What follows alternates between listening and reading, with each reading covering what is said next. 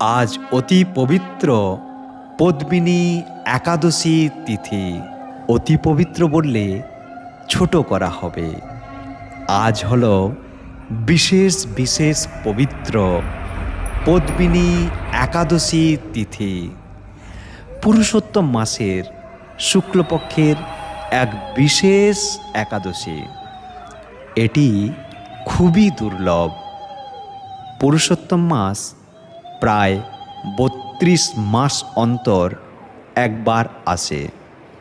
বৈষ্ণব শাস্ত্রে এই একাদশীর মাহাত্ম্য অত্যন্ত গৌরবের সঙ্গে বর্ণিত হয়েছে।